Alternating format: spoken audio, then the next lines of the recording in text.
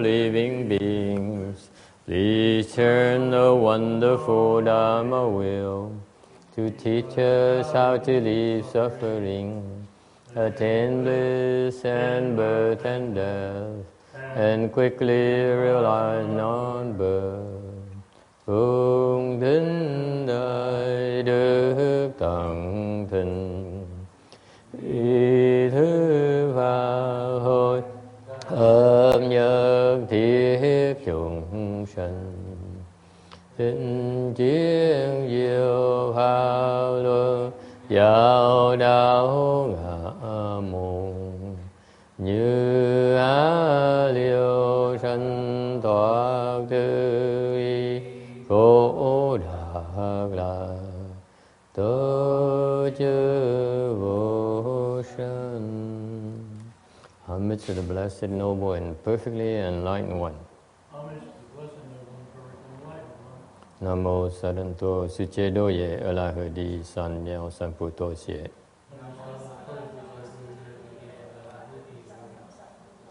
Namo Tạc Đắc Ha Toya Daya Alahade Tam Yek Nam Bộ Đà Toa.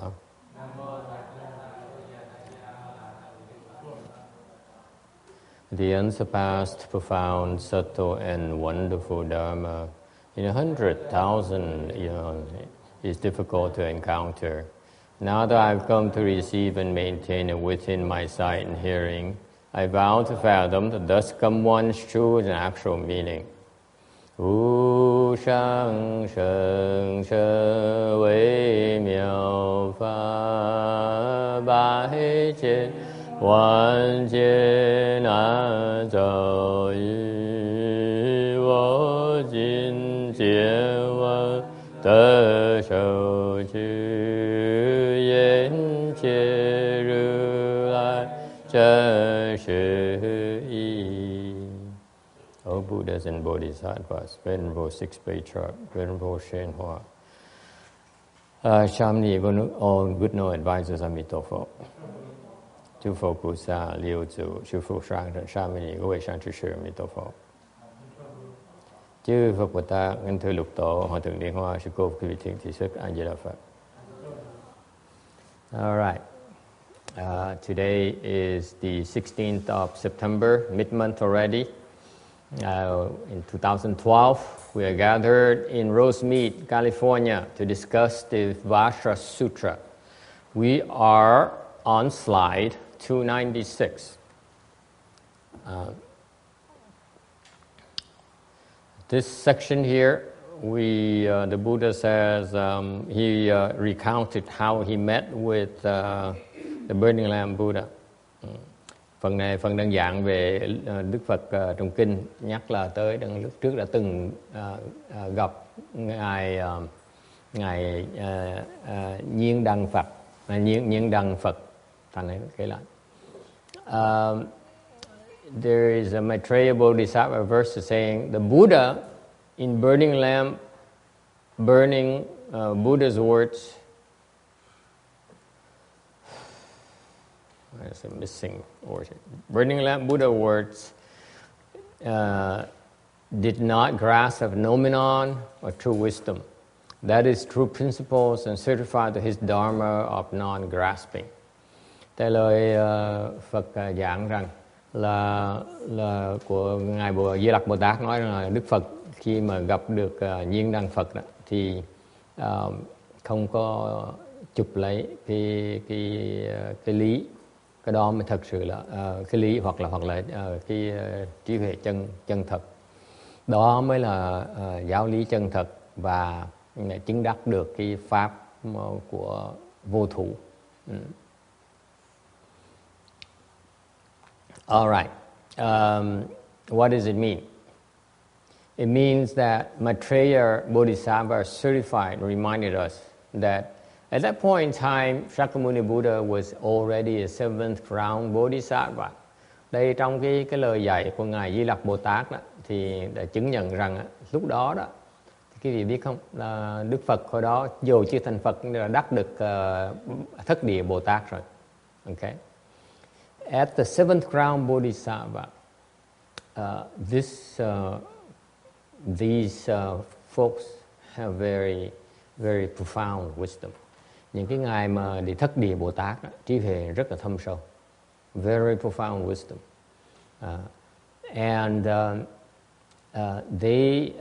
So when the Buddha met with burning lamp Buddha, he did not even grasp at the principles or true wisdom. Thì khi gặp được ngài Nhiên Đăng Phật, thì Đức Phật không có còn chấp thủ vào cái trí huệ chân chính. Meaning that, what does it mean? It means that at that point in time, he doesn't look at at the phenomenon has to discriminate. It did no longer discriminate like something called the true principles or true wisdom. Có nghĩa lúc đó Đức Phật không còn chấp trước vào là mình đã đắc được một cái trí huệ chân chính. Okay? Tức còn không có phân biệt trí huệ giữa trí huệ chân chính và trí huệ tầm thường. Therefore he no longer sees the true wisdom as anything in particular, anything special. Okay? He sees nothing to be enamored about. That is then true principles. Cái đó mới gọi là thực sự trí huệ chân chính. Cái đó mới thực sự là cái giáo lý chân chính. Meaning that if you truly understand, when we don't understand yet, we say, oh, I need to look and learn the true principles. Có nghĩa là khi quý vị mà chưa hiểu đó, còn mê muội đó, thì quý vị nói, tôi phải cần kiếm cái giáo lý chân chính mà tôi học. Okay, so you say, I go and study from the patriarchs, I go and study from this temple and that temple, from this teacher and the other teacher. Thì quý vị nói là tôi sẽ đi tới học một cái chùa tốt, ông thầy giỏi, một cái tông phái, một cái tông phái hay. Whereas once you understand the true principles already, then you don't have to grasp it. You don't seek for it anymore. Rồi khi mà quý vị đắc được cái trí huệ chân chính rồi thì quý vị không cần đi kiếm nữa. You have it already. You don't need to seek for it. You don't need to make a big deal out of it. That's the difference. Cái đó là sự khác biệt. Khi quý vị mà có trí huệ rồi thì quý vị không còn cái phân biệt, không còn cái sự phân biệt nữa. Không còn phân biệt giữa cái trí huệ chân chính và trí huệ nó không chân chính nữa. Tại vì sao? Tại vì quý vị đã biết cái trí huệ chân chính rồi. Quý vị không còn cái trí huệ không chân chính nữa. Thì còn phân biệt làm cái gì nữa? You no longer discriminate. Everything you do, everything you see is true wisdom already. You no longer discriminate. That's why it's called true wisdom. Does it make sense? That's a subtlety right there. We are still discriminating, therefore we say, I need to understand the principles. I need to seek out a great teacher. When you understand, you don't need to do it anymore. Make sense? Meaning you still do it, but you don't discriminate like that anymore. I don't know what makes sense to you. Does it? Am I making sense or not? It makes sense. It took a long time to get it across. Today, I'm not particularly efficient. Một khi quý vị hiểu rồi đấy, thì cái tâm mình không còn phân biệt nữa. Thành ra quý vị không còn phân biệt như cái người phàm phu nữa, là phải cần phân biệt giữa cái chân chính với là cái giả, cái hư giả. Thành ra bởi vậy Đức Phật mới nói là lúc đó tôi không còn chấp trước vào cái chân lý nữa. Thành đó mới gọi là thực sự cái trí huệ chân chính. Okay? That is the dharma of non-grasping. Cái đó là cái pháp của vô thủ. Meaning you don't grasp at anything. This is important. This is the important part of the sutras principles. Cái đây là cái phần chính của cái giáo lý của cái kinh này. You do not grasp. Không cần chấp vào cái gì. Okay? Meaning that the Buddha, burning lamp Buddha, gave him a prediction, a fantastic prediction. He should be jumping up and down, and yet he wasn't. Why? Because he's no longer grasping at how big it is. We still are grasping. That's why we make a big deal out of it. Quý vị phải nhớ rằng Ngài Nhiên Đăng Phật đã cho thọ ký cho Đức Phật. Người thường đã nhảy lên nhảy xuống rất là sung sướng, nói tôi là cái này một cái vinh dự lớn lao trong cuộc đời tôi. Cái người mà khi mà giác ngộ rồi, cái người mà khi hiểu pháp rồi, thông qua cái đó là cái chuyện gì mới quan trọng nữa. Okay? Makes sense? Okay. That's when Shakyamuni Buddha asked Subhuti, when I receive my prediction, did I obtain any dharma? Bởi vì Phật mới hỏi Ngài Tu Bồ Đề, khi mà Đức Phật được thọ ký đó, Ngài Nhiên Đăng Phật thọ ký đó, thì tôi đã đắc được cái pháp gì không? Did I really have, what he means, did I have a thought of obtaining any dharma? Cái đó ý nghĩa câu hỏi này là nói là lúc đó tôi có cái tư tưởng nào không là tôi đắc được một cái pháp gì không? Thì therefore Subhuti, he replied, no, absolutely not. Subhuti, who understands emptiness, he sees that at the state of the Buddha, at that point in time, he has no thought at all, because to have a thought would be to have a production. Thì Ngài Tu Bồ Đề đó mới trả lời rằng là không, Đức Phật không có một cái tư tưởng gì. Tại sao? Tại vì nếu có tư tưởng tức là có một cái sinh rồi. Now, it is not clear at this state, okay, where Subhuti is, whether Subhuti is at the level of the seventh crown Bodhisattva or not, to be able to make such a pronouncement. Okay? Because he says no. He says very definitely, he says, no way. You didn't have any such thoughts. Okay? And therefore, one can't help but wonder where Subhuti is. Right? Thành quý vị đọc cái kinh từ phần này phải cẩn thận. Mình bắt đầu mình thắc mắc là mình không biết lúc đó là làm sao Ngài Tu Bồ Đề có thể dám quả quyết rằng Đức Phật không có một cái tư tưởng như vậy. Ngài Tu Bồ Đề tới cái trình độ nào mà có thể dám quả quyết được như vậy. Okay? I assure you that when you are beyond the stage of the fourth stage arhatship, the state of fourth stage arhatship, then you have no such thoughts. Quý vị hiểu rằng Ngài Tu Bồ Đề không cần phải tới trình độ bằng Đức Phật lúc đó, hoặc là Thất Địa Bồ Tát, hoặc là cao hơn mới có thể dám quả quyết như vậy. Tại vì sự thật là một cái người tứ quả A-la-hán, từ tứ quả A-la-hán trở lên thì không còn cái tư tưởng như vậy nữa. Is it clear? This fourth stage arhat understand then that they have no thought of obtaining any dharma whatsoever as they continue to cultivate. Một cái người tứ quả A-la-hán trở lên sẽ không bao giờ có cái tư tưởng như vậy nữa. Is it clear? All right, we move on because I don't think it's very clear to many people. Okay, tiếp tục. We are on slide 297, the 10th section, the adornment of Pure Lands, Sutra text. Subhuti, what do you think? Does a bodhisattva adorn Buddha lands? No, honored one, and why? The adornment of Buddha lands is no adornment, therefore it is called adornment.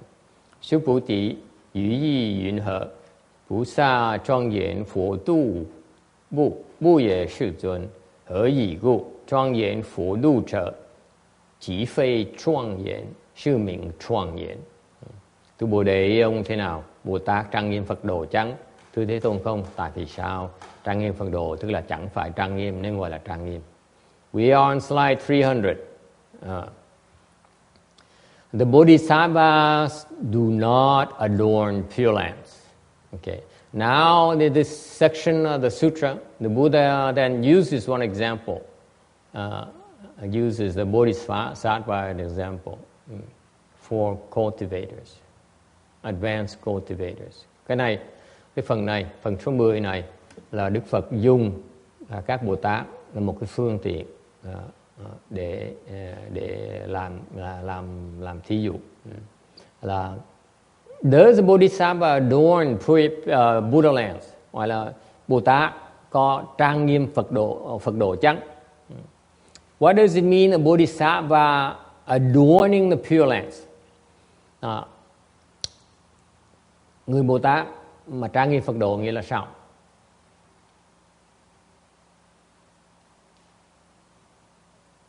Okay. Here's what happens. This will be explained in more details in the Flower Adornment Sutra. Đây là cái phần mà khi quý vị nghe giảng về Kinh Hoa Nghiêm đó, sẽ giảng rõ hơn một tí. In the sense that the Bodhisattvas, beyond a certain level, they begin to adorn their own Buddha lands. Tới một trình độ nào đó rồi đó, thì các Bồ Tát bắt đầu trang nghiêm Phật độ của mình. Their own Buddha land, you heard me clearly. Okay? Meaning that the Bodhisattvas now are working towards creating his own world. Có nghĩa là lúc đó các ngài Bồ Tát bắt đầu tích cực hoạt động để mà trang nghiêm cái Phật độ của mình. What does it mean? It means that he's creating merit and virtues. Có nghĩa là sao? Là đang tạo công đức, lập công đức by cultivating the paramita để mà tu lục độ, and the 10,000 practices vạn hạnh to adorn the Buddha lands, để mà trang nghiêm Phật độ của mình. Okay, meaning that he's creating his own world where he is going to bring living beings over, to attract living beings over to his Buddha land to save them. Có nghĩa là Đức Phật đang tạo, các Bồ Tát đang tạo cái Phật độ của mình để sau này dùng cái Phật độ đó để mà thu hút những cái chúng sanh tới đó mà cứu độ họ. Any questions about this? Okay, this is how the worlds are formed, by the way. Đấy là cái tại sao mà lý do tại sao những cái thế giới được tạo ra. For example, we have great affinities with Shakyamuni Buddha. Chẳng hạn chúng ta có duyên, đại duyên với ngài Thích Ca Mâu Ni Phật. That is why we are born into his world called Saha World. Bởi vì chúng ta mới có được mặt tại ngày hôm nay cái cõi Ta Bà này, tại vì Đức Phật Thích Ca đã dùng cái cõi Ta Bà này để dạy dỗ chúng ta. Because Shakyamuni Buddha creating his higher world in order to teach us here. Okay? Any questions about this? Yes. But bodhisattvas also come back to the Saha world to save living beings. Yes. But if there is a certain level of advancement, the bodhisattva doesn't do that. They are helping create this other land. Yes. Okay. Is there a question somewhere? No, I wanted clarification. Thank you. Okay. Here's what it means. Câu hỏi. Cái vấn đề là cái vị hiểu như vậy này. This is a very common misunderstanding amongst people. For example, they say that, how come this is Shakyamuni Buddha's world? How come Maitreya is coming? Why is Maitreya coming? Why are there other people here? Okay, câu hỏi rất thông thường, ta có hiểu lầm rất thông thường. Ta hỏi là đây là cái cõi Phật độ Ta Bà của Đức Thích Ca Mâu Ni Phật. Tại sao Phật Di Lặc Bồ Tát lại đến? Why would Shakyamuni Buddha leave? At the first place, shouldn't he be here teaching us constantly? Câu hỏi tương tự là tại sao như vậy? Tại sao cái cõi này Phật độ của Phật? Tại sao Đức Phật Thích Ca lại bỏ đi? Tại sao lại không ở lại đây? Đáng lý ngài phải ở đây để mà dạy chúng ta nhé. Yes. Yes, He should be here, right? Sure. Ai cũng đồng ý. You all agree? He should be here. What do you think? Shouldn't he be here? Huh? Yes. John agrees. Tex agrees. Travis, you agree with that? Yeah, he agrees. Yes. India agrees. Vicky agrees. No, Vicky disagrees. We have a contrarian here, folks. Her name is Vicky. Is that why there are the Buddhist monks to carry on the Shakyamuni Buddhas? But we're not Shakyamuni Buddha. Wouldn't you rather be learning from Shakyamuni Buddha than from me? Careful. I don't want to get you mad at me. Sorry, Master, I'm shower. I'd rather have Shakyamuni Buddha. Oh, I see. John is brutal. John says, I like you, Master, but listen. Between you and Shakyamuni Buddha is no hesitation from John's part. He's I'm shallow, Master. I can't say I'm happy, but anyway, I'm happy for him. But I can't say I'm happy for me. You agree? So everyone agrees that Shakyamuni Buddha should be here, right? You agree? Anyone disagrees? Everyone seems to. You are ganging up on me. Everyone agrees, right? Shakyamuni Buddha should be here. I have a contrarian here, Roberta. You disagree? I disagree. Why? I think Shakyamuni Buddha is in pure land, not here. No, this is land. This is impure land. Impure, Yes. not here. No, but this is his land. He created this impure land. He created this so that we can suffer. Okay? So you can say these people are weird. They like it. They like Shakyamuni Buddha and they're grateful to him. But even though he created a very impure land where they are suffering right now. Okay, anyone change his mind? Well, I have a comment. Yes. It didn't change my mind. But in the Tibetan tradition, they say that you should consider your teacher as a manifestation of the Buddha. You should consider your teacher to be the Buddha. What's baloney? Well, that's what they say. That's what they do. They think of your teacher. John and most Westerners would find it to be baloney. How can your teacher be a manifestation of Shakyamuni Buddha? How do you know? What proof do you have? I don't have any proof. I'm not saying it. I'm saying that's their tradition is used. You believe that? Well, it certainly would I can see it has a certain... Yes or no? Do I consider that you are sacred Shakyamuni Buddha? Actually, no. But I'm supposed to. That now it really hurts. Brutality day today. I didn't mean to hurt your feelings. Right about that. But I asked for it, didn't I?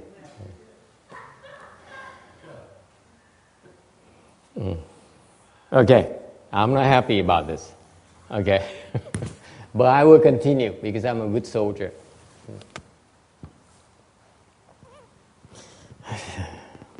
Let me recover first. Give me some time to recover first. Okay. So, Roberta, you still want Shakyamuni Buddha to be here? I'm asking you. This is a real question. Don't you think Shakyamuni Buddha should be here to teach or not? He should be teaching, but I don't know if he's here. Amy, what do you think? Nina, 你想什么?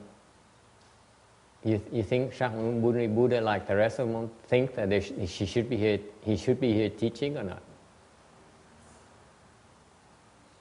He should, you see.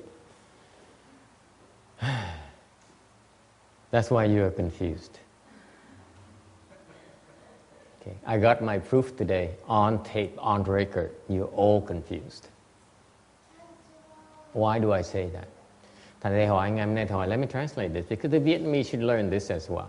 Because I'm tired of yelling at you Caucasian people and non-Vietnamese people. Yeah, it's a real blow. Thầy hỏi cái vị này. Thầy mới hỏi xong á là tất cả cái vị nghĩ nếu gọi ta bà là gọi cái Đức Phật Thích Ca, tại sao Đức Phật Thích Ca lại bỏ đi, tại sao Đức Phật Thích Ca không ở đây dạy? Thì ai cũng đồng ý là tất cả mọi người có mặt ngày hôm nay ấy, thì hỏi hết tất cả mọi người, ai cũng đồng ý rằng á là họ đều nghĩ rằng là Thích Ca, Phật Thích Ca nên ở đây dạy chúng sanh, không nên bỏ đi. Có người nói nữa là họ nếu mà chọn giữa thầy với Phật Thích Ca thì họ chọn Phật Thích Ca, họ không chọn thầy. Ok, nhất định không chọn đấy. Ok, thì thầy mới trả lời nói bởi vậy cái đó là sự khác biệt giữa những người mê muội dốt nát với những người có trí huệ. Thầy trả đũa lại ngay lập tức. Okay, I got back. Now we even. Okay, you call me names, I call you stupid. You reject me, I call you stupid. Yes. Why do I say that? Tại sao thầy nói như vậy? Why is that? Who the heck are you to tell Shakyamuni Buddha what to do? Huh? Who are you? What do you think you know? Thầy hỏi là quý vị là nghĩ mình là ai mà dám nói là Phật Thích Ca Mâu Ni nên làm này nên làm cái nọ? Sao tự cao dữ vậy? Why are you so full of yourself? Yes. Explain yourself, John, Mr. Fool himself. Okay. No Buddha is greater than any other Buddha, right? That's one principle I go by. Number two, here Shakyamuni Buddha teaches us about the Amitabha's land, Pure Land. John, get to the point. Don't beat around the bush. Get to the point. Amitabha is teaching in his own land. He's staying there. He's not going anywhere. He's not going to Las Vegas gambling. He's got Wan Ying and three bodhisattvas with him outside. So if he's there, why shouldn't Shakyamuni be here? You have to ask him. Why do you ask me? You asked the first. Huh?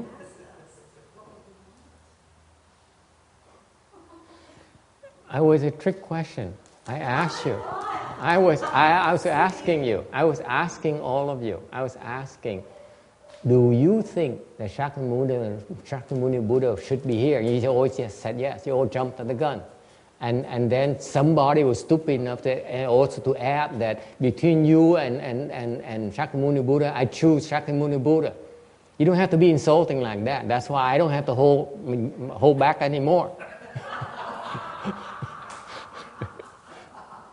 Okay, tit for tat. I'm not in a good mood today. In case you haven't noticed. Okay. Who the heck are you to tell Shakyamuni Buddha what to do? You haven't answered my question yet. You cannot quote Amitabha Buddha. It's a baloney to me.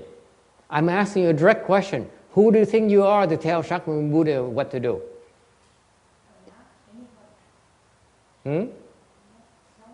That's precisely my point. My point is that you are projecting yourself on Shakyamuni Buddha. That's a very, very common mistake of mortals, of confused people. You think that all the people should be doing it your way, including Buddha should be doing it your way. Agree? Come on, raise your hands. Come on, be honest. That's what you just did. You just said Shakyamuni Buddha should be doing the way I think he should be doing. That's the mistakes of confused people. They think they know.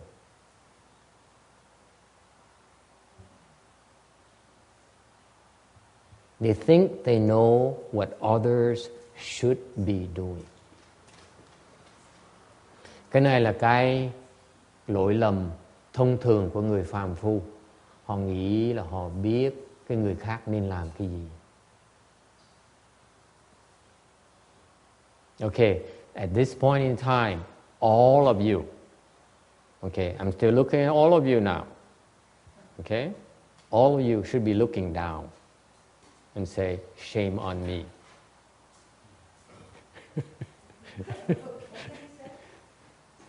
Should be looking down and say, and tell yourself, shame on me. You keep on believing that you know what others should be doing.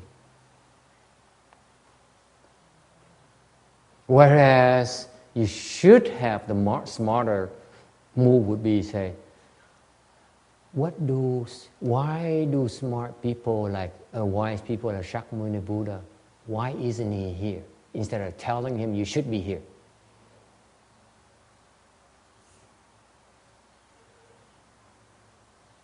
Shame on you. Okay? It's the same mistake you're making. You think you know, therefore you're so sure that someone else should be doing this. If you're so sure, let me tell you, You should be sure about what you should be doing, not about what others should be doing. Is it clear? Does it make sense to you? Everyone disagrees now. Now this is a mutiny. I'm trying to teach you something, children. Why do you keep on thinking and believing that you know what others should be doing? Cái phần này phần rất quan trọng. Tại sao cái thông thường người phàm phu đó, cái chuyên môn là tin rằng là mình biết người khác nên làm cái gì.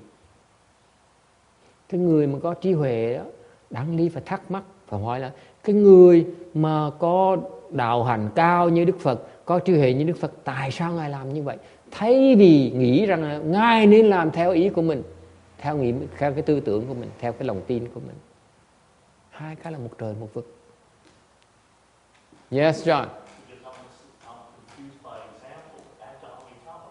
He's not going anywhere. He's in the Pure Land. Okay, we get to that. Okay, we get to that point. I will crush your position as well, as a warning. We're going to debate it we're going to beat up on the dead horse here.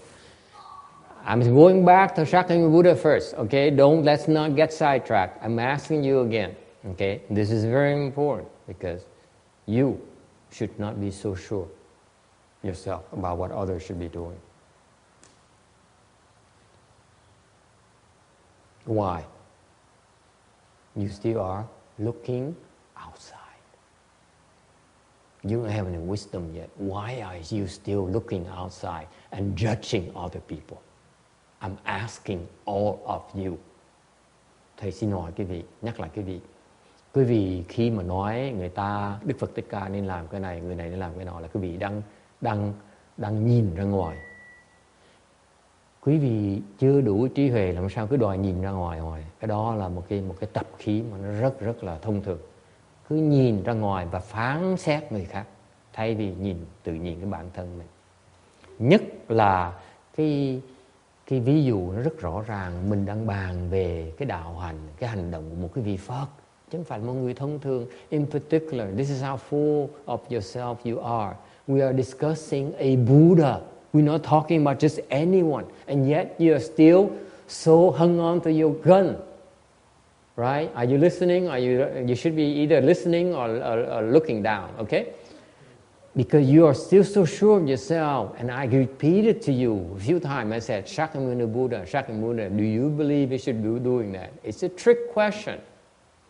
To demonstrate to you, you're so sure of yourself, even though we are talking and we're discussing a Buddha, the Buddha, your Buddha, and you're still so sure. Why?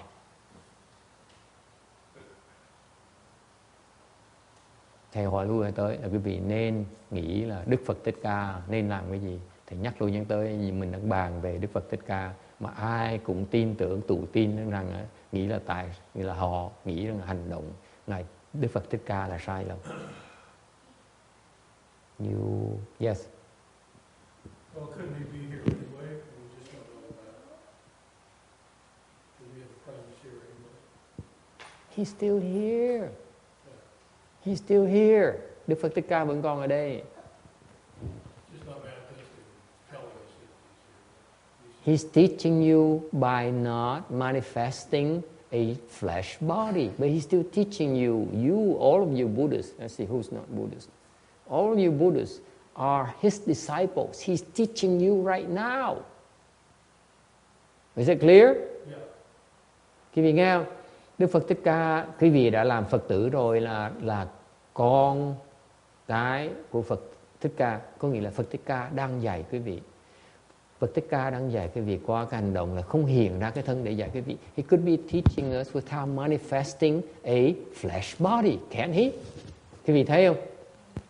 Đức Phật đâu có cần cái thân mới dạy được quý vị đó. You believe that? Huh? Right? He doesn't need a body to teach you. Đức Phật đâu có cần cái thân để dạy quý vị đó. And sometimes, point number 2, sometimes you have to teach them by living. Thứ nhì, Cái điểm thứ nhì, nhiều khi phải dạy bằng cách là bỏ đi. Okay. There's different phase of the teaching. Đó là cái giai đoạn khác của cái lời giáo huấn, của thời giáo huấn. Is that clear? All right, we agree on this. You confused and unenlightened people understand my point. Agree at my point. You no longer hold on to your point that Shakyamuni Buddha should be here. We agree with that, right? We all agree, right? That it was wrong for you to blame me, right? Blame me for my inadequacy. I'm not as good as Shakyamuni Buddha. That's basic. Okay?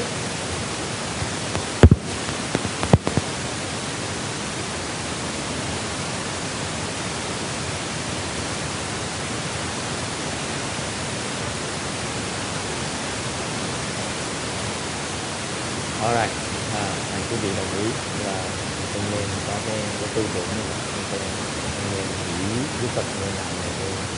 Đức Phật Thích Ca Mâu Ni đâu cần phải cái nhục thân để dạy chúng ta đâu, có thể dạy chúng ta mà không một cách vô hình, hoặc là nhiều khi cái bài học, bài dạy trong cái phần thời giai đoạn này không cần hiện ra mà dạy chúng ta âm thầm của chúng ta. Có nhiều cách dạy, there's so many ways to teach for physical manifestation. Okay. Now we go to the other point where it says Amitabha is still in his field and how come Shakyamuni Buddha is not here? Có cái câu thế gì? Có người nói rằng Đức Phật A Di Đà đang ở với tịnh độ với ngài. Vậy tại sao Phật Thích Ca ở tại đây? What do you have to say about that? Thế mình nghĩ sao về cái chuyện này?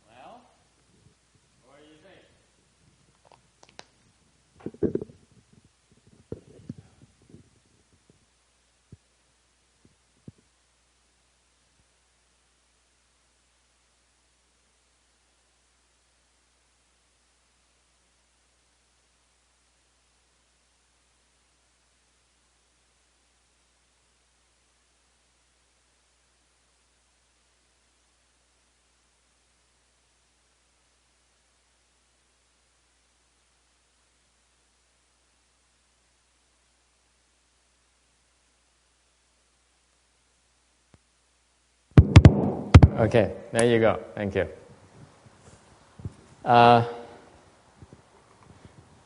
Question for debate. Amitabha is in his Pure Land. How come Shakyamuni Buddha is not here?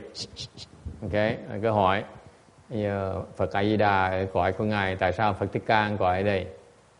What do you have to say? Yes. We already established that he is here, so what's the point is moot.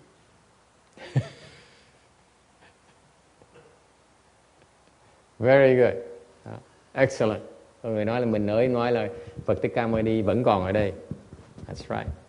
He's still here. He's not. He hasn't. I will tell you this. A Buddha would never desert his disciples.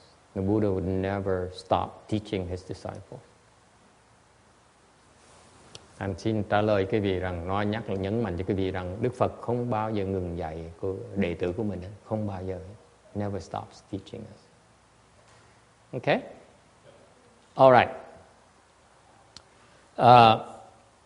When we're talking adornment, we're talking about something that can be seen. That is something that has marks.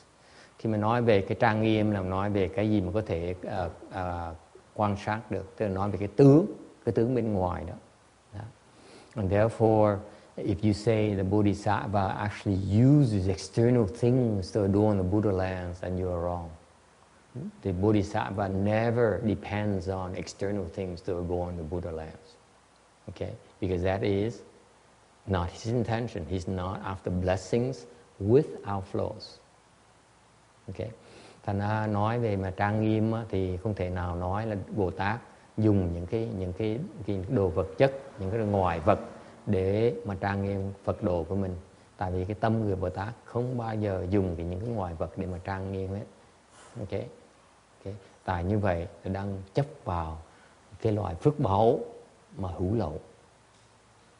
Okay. Any questions about this? What happened to Ru Ching? She's cleaning? She's not? Okay, 301. Therefore, Subhuti, who understands about blessings without outflows, he says, no, of course not. Bodhisattvas may be adorning Buddha lands, but in their mind, they don't look at it as adorning Pure Lands at all, or Buddha lands at all. Thì Ngài Tu Bồ Tề là người hiểu sự. Thành Ngài mới trả lời rằng là không có đâu. Các Bồ Tát mặc dù bên ngoài đang trang nghiêm Phật độ, nhưng vậy thật ra bên trong họ không thấy cái trang gì mà đáng trang nghiêm hết. Okay, yes.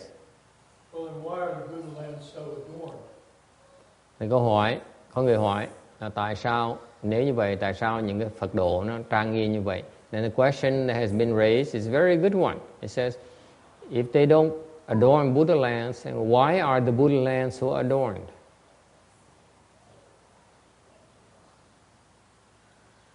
I don't know. I have to think about this. Yes? The Bodhisattvas do not think of adorning Buddha lands. Then why are Buddha lands so adorned? Yes? Do the Buddhas adorn the lands? Somebody. The adornments got there somehow if they were adorned. Yeah? All the trees and all the, Yeah? and all the things. Why are they so adorned? Well, somebody did it. Somebody put it there. Maybe it's Kim Deing's problem. She wants to adorn them like that. Ask her. Did you adorn the Buddha lands? Yes? You did. Somebody did. Not her, she says. Not me, she says. Is it John? John is like Amitabha as a boy. He's the man. He's the man. Yes? Okay. Here's my answer. Number one, maybe it's about confused people like you who adorn it at the first place. You accept it? We're the riffraff outside. We don't adorn anything. Huh? He used one. He says, oh man, I like to build my palace. How about that? Does it make sense? Could be. Absolutely, right? Thứ nhất là những cái người phàm phu, cái tâm người phàm tu vẫn còn muốn làm trang nghiêm, thành ra cái trang nghiêm Phật độ. That's why the Buddha lands are adorned, because of us confused people want to adorn it. Agree. There's that. Ai cũng đồng ý đúng không? Người phàm phu, cái tâm muốn trang nghiêm Phật độ. That's number one. Okay. What kind of adornment do you think that is going to come out? Very coarse level adornments. Right? Thì cái loại trang nghiêm đó, loại trang nghiêm nó thô. Okay? It's like unrefined gold. Okay? Not of great value in the Pure Lands. Yes, we have some, just to demonstrate there's some impure gold. Okay, so the question remains. I just answered you partially. There's some that came from impure people. Okay, then the rest of the adornments is going to come from the pure people. Right? So the question now becomes more difficult to answer.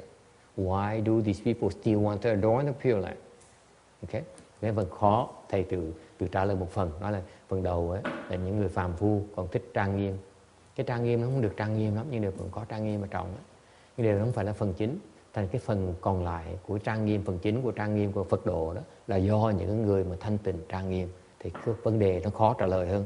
Tại sao những người thanh tịnh vẫn muốn trang nghiêm như thường? Không phải đó là một cái tư tưởng bất thanh tịnh sao? Isn't that an impure thought? These pure people to want to adorn the Buddha land? Right? You're losing me completely. I don't know what's going on. Sorry. Everyone's lost now? I don't know what the hell you're talking about. Okay. these people adorn the Buddha lands for a few reasons. Number one, because you like them to be adorned. Những cái ngài mà thánh hiền thánh này người ta trang nghiêm Phật đồ đó là tại vì thứ nhất á, có nhiều cái lý do. Lý do thứ nhất á, là tại vì phàm phu như chúng ta thích cái cõi trang nghiêm. Why is that? We value, we appreciate, adorn things. Okay? Tại vì chúng ta đó, kẻ phàm phu thích những cái trang nghiêm đó. It is not the kind of adornments we can get ourselves, or conceive of ourselves. Therefore, we value it, we admire it. Okay? It's very special to us. We are attracted to it. Thành chúng ta, cái người phàm phu đó, người bất tịnh đó, bị thu hút bởi cái đẹp thanh tịnh đó, nó thu hút chúng ta. Agree with that? It's just like when you adorn, when you are naturally have sympathy towards people who are kind, who are nice, who are humble, aren't you? Most people are. Okay, so because we respect that kind of beauty that we don't have. Okay, all right. So the point number two of why these people, these places adorn is because a much deeper reason. Adornment is a manifestation of their what? Blessings. Cái trang nghiêm, cái lý do thứ nhì là trang nghiêm là chỉ một cái manifestation.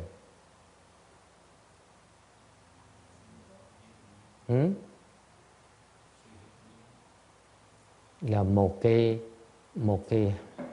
cảm ứng của cái phước báo của họ. Manifestation. I don't know how to explain in Vietnamese. Okay? Tại vì họ có phước báo nhiều quá, tự động cái phước báo nó hiền ra bằng cách cái trang nghiêm đó. The level of adornment is proportional to their level of blessings.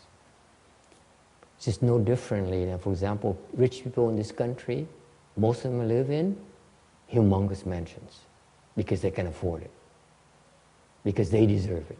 Am I correct? That's a similar kind of logic, because they can afford it, because they are worthy of it. That's the whole point. Okay? Giống như cái lý do thứ nhì là cái phước báu cho khiến họ thành cái trang nghiêm như vậy. Tại vì sao? Tại vì họ xứng đáng được cái trang nghiêm như vậy. Okay? So far so good? Okay? Number three, more subtle. Cái lý do thứ ba nó hơi tế nhị hơn một tí. Is because the adornment is not necessarily from the blessings. Cái phần thứ ba là cái trang nghiêm nó không phải, chưa chắc nó từ phước báo của người đó. Why is that? Because these virtuous people are not looking for adornment. They prefer to have no adornments, if you ask me. You buy that? This is not like for you common mortals who say, I need to live in a beautiful house because I can afford it. I need to drive a nice car because I can afford it, because it's nice to have. These sagely people and these bodhisattvas don't think for themselves. They don't want any adornment for themselves. Agree with that? Then why? Then why is it still adorned? Cái phần thứ ba nó tế nhị hơn nhiều. Là những ngài Bồ Tát đó, Phật đó, người ta đâu có muốn cái chỗ trang nghiêm đâu. Tại đối với họ đâu có cầu cái trang nghiêm đâu, họ đâu có cầu cái đẹp đâu. Mà tại sao nó vẫn đẹp như vậy? Thiệt ra nếu mà mình hỏi họ thì họ sẽ nói, tôi không cần cái trang nghiêm, tôi không muốn cái trang nghiêm này. Then why is it still adorned? The adornment is simply a reflection. It's not man-made. It's not created by desire. It's only a reflection. Cái phần rất tế nhị, cái trang nghiêm đó nó chỉ là cái phản ảnh, chứ không phải là nó tự tạo, nó được tác tạo ra. Người muốn Cái trang nghiêm mình có. See, the adornment that you are so used to talking about is created from you, from your desire. Okay? Whereas the adornment of the Pure Land actually is the reflection of what? Cái trang nghiêm mà cái người phàm phu chúng ta mà nghĩ tới là tại vì mình muốn nó đẹp như vậy, mình tham cái đẹp như vậy, mình ao ước được cái đẹp như vậy. Còn cái trang nghiêm của quả Phật độ đó là nó chỉ là một cái phản ảnh thôi. Phản ảnh của cái gì? What is a reflection of? Of the virtues. Cái phản ảnh của cái đạo đức của con người.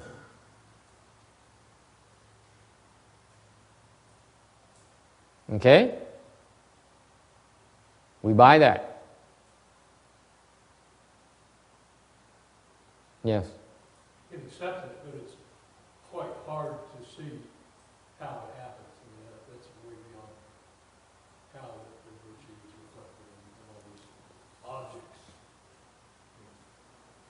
I can't see how it happens, but I can accept it.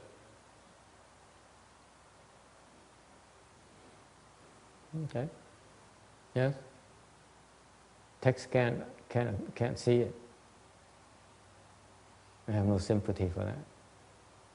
Okay, you know how it happens, please explain it to me. The question is irrelevant. I just told you of the end result. You don't understand it, someday you will.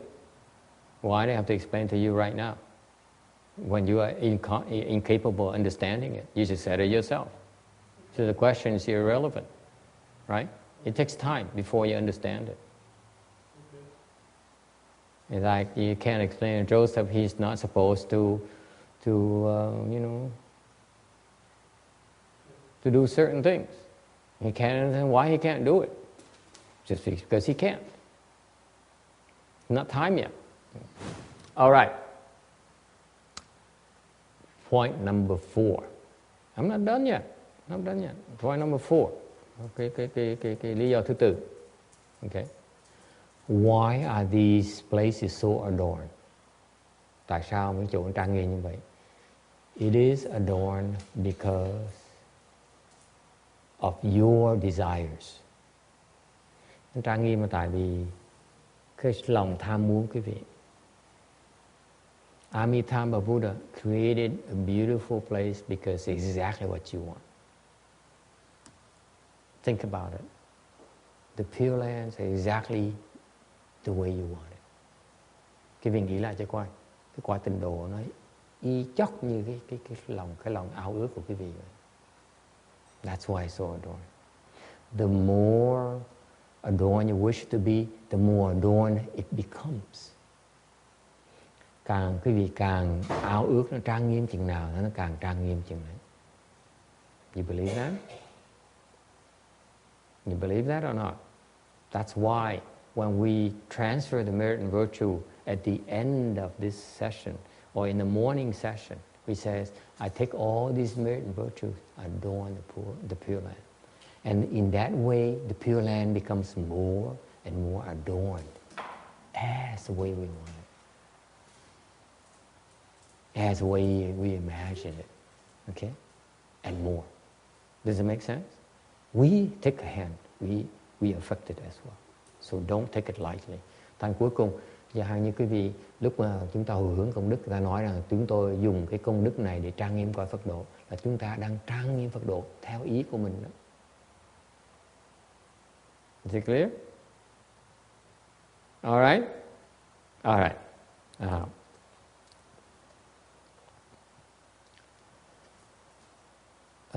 So going back to slide 301, although bodhisattvas adorn the Pure Lands, in their mind, they don't see it as adorning the Pure Lands at all.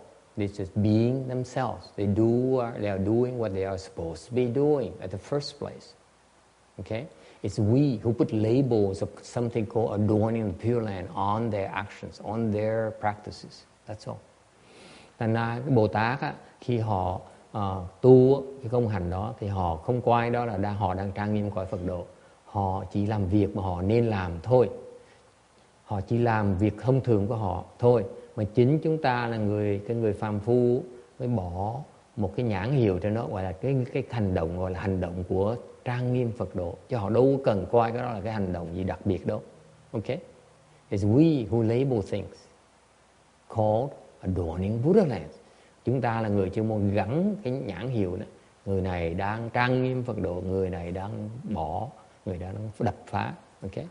And such mind, it says, I am adorning Buddha lands. That means that there's some people that's called I. There's some dharma that's called Buddha land. They're not empty yet. It doesn't apply to Bodhisattva. Ta nói tôi đang trang nghiêm Phật độ, tức là đang còn có cái tôi là một cái nhân, một cái ngã, và Phật độ là một cái pháp. Tại như vậy ngã với là vả với pháp để chưa không, làm sao cái người thánh nhân mà có cái tư tưởng như vậy được? This such mind are impure and cannot possibly adorn the Pure Land. Cái tư tưởng như vậy là còn bất thanh tịnh, không thể nào trang nghiêm Phật độ được. In the great Shastra, it says, the great perfect mirror can manifest and produce body, land, wisdom, images.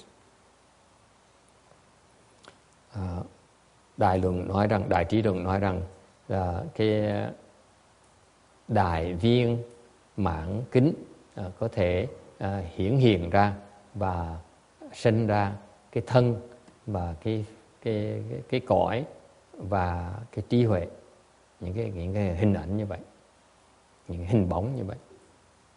And therefore, all you have to do is keep on wiping and cleaning the mirror. And when the dust is done, then your true image is revealed. Thành ra quý vị hiểu như vậy rồi thì chỉ cần cứ liên tục mà chùi rửa cái gương, thì khi mà gọi bụi trần nó hết rồi thì tự động thì những cái hình ảnh trang nghiêm và chân thực nó sẽ hiện ra. All the adornments of Buddha lands, as we mentioned in our sutra, in our teaching, is basically a name. Don't be attached to it. Khi nói về trang nghiêm Phật độ, cái đó chỉ là một cái danh từ thôi, không nên chấp trước vào. It has no real substance whatsoever. Cái đó chỉ là cái tướng thôi, nó không cần chú trọng nó không có cái thực thể chân chính. So far so good. Any questions about this? Ai thắc mắc gì không? Okay, we are on slide 302 finally, that we've been talking about since last week. Now that Kim Dien is here today, we can talk about it. Okay, bây giờ mình tới cái tấm 302. Okay, mà nói về cái phần quan trọng của kinh. The adornment of Pure Land says, therefore Subhuti, the Bodhisattva, Mahasattva, should thus produce a pure mind.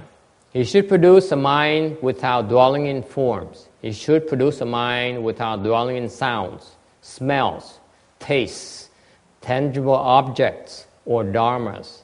He should produce that mind without dwelling anywhere. Sư gu sư bù ti, chu bù sa mô hở sa yin ru sư sân jing jing xin,不应注色圣心，不应注生相为诸法圣心，因无所住而生即性。This is a very, very important Chinese section. This is, you should memorize this. Only the Vajra Sutra had this phrase. 因无所住而生即性. It's very, very famous. This is very, very famous phrase in the Vajra Sutra. He should produce a mind that dwells nowhere. Okay? Memorize this. This is the seeds of enlightenment, great enlightenment. Cái này là cái nhân của cái đại giác ngộ. So far so good. Are you enlightened yet? A little longer, Master. Phải nên vô sở trụ mà sanh tâm. Cái này là cái phần mà đại giác ngộ đó. Nhớ thuộc lòng cái câu này. Phải nên vô sở trụ mà sanh tâm. ưng vô sở trụ nhi sinh kỳ tâm. Ưng vô sở trụ nhi sinh kỳ tâm. Thuộc lòng cái câu đó cho thầy. Thì nhớ, thuộc lòng. All you do is repeat that. Okay? And someday you also will be enlightened. Học. Chỉ nhớ thuộc lòng câu đó thôi, trong tương lai quý vị sẽ giác ngộ. Yes? You got that, Joseph? Okay. 305. Therefore, sư gu, thế nên. Therefore, this is a warning that this summarizes all the prior section. All the prior section up to till now is summarized as follows. That's what therefore stands for. Okay? Thành cái chữ mà thế nên này á, là nó tóm tắt lại là tất cả những cái lời giảng của kinh cho tới lúc này sẽ tóm tắt lại như vậy. From the beginning of Sutra until now, từ bắt đầu kinh cho tới bây giờ, we adorn the Pure Land. We talked about adorning the Pure Land. Mình bàn về cái trang nghiêm Phật độ. We talked about non-speaking, bàn về cái vô ngữ không nói. Okay. We talk about the proper views, bàn về những cái chánh kiến. We talk about the various fruitions, nói về những quả vị. We talk about pure faith, nói về cái lòng tin thanh tịnh. We talked about markless, no marks, mình nói về cái vô tướng, etc., etc., etc. Tất cả, okay. All this point to this, all of that point to this. Tất cả cái đó, lời dạy đó, nó chỉ về cái này. 306, slide 306, okay, of the principle of non-dwelling, cái giáo lý của vô trụ, vô sở trụ. Cái chữ nó quan trọng, vô sở trụ. Unfortunately, only the Chinese and Vietnamese are much more accurate. Okay, it's translated into English as no dwelling. Actually, the Vietnamese and Chinese, which came from a Chinese, Vietnamese came from Chinese, is much more accurate. It's 无所住. What does it mean? 无所住. Okay, it's about purity. Non-dwelling is about purity. Cái vô sở trụ này là bàn về cái thanh tịnh. Okay, the purity of mind has two characters. Chinh chinh.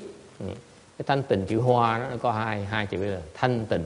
Okay, chinh thanh meaning it's not turbid, it's not agitated. Có nghĩa cái nước nó không bị dao động, meaning the water is not agitated. See, you agitated. Okay, you keep on shuddering, meaning you agitated easily. Okay. So no matter what happens, you're not agitated. That's what it means. The first part, not turbid. People cannot agitate it. External things cannot agitate it. Nghĩa là cái bên ngoài nó không thể nào lắc ở bên trong được. Is it clear?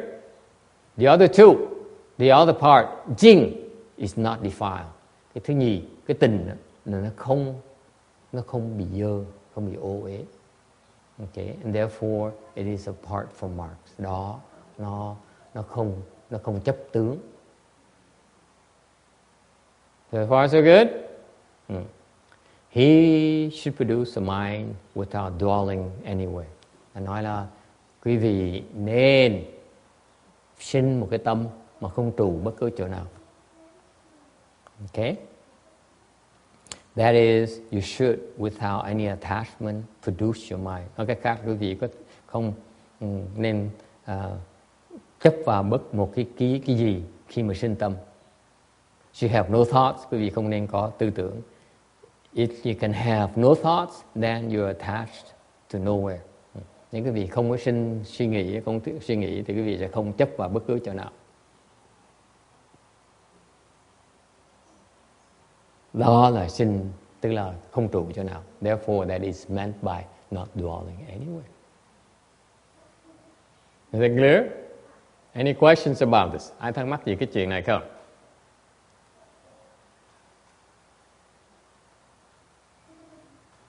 Yes.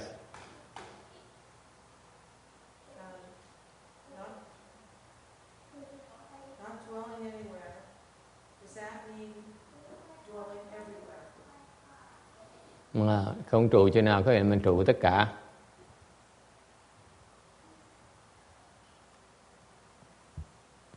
Yes? No? You will dwell everywhere? If you dwell everywhere, is there something you're still dwelling somewhere? Aren't you? No, Everywhere is somewhere. but without dwelling anywhere, so the reverse would be with dwelling everywhere. Is that, I'm just asking. No? If you're dwelling everywhere, you're still dwelling somewhere. Unless everywhere is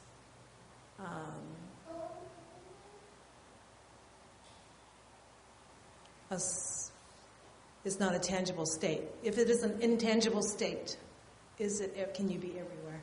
If it's an intangible state, would you call it everywhere?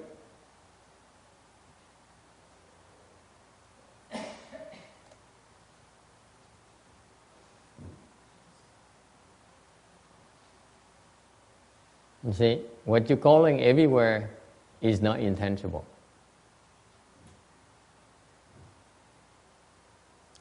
What if there is a state that is intangible where one can dwell?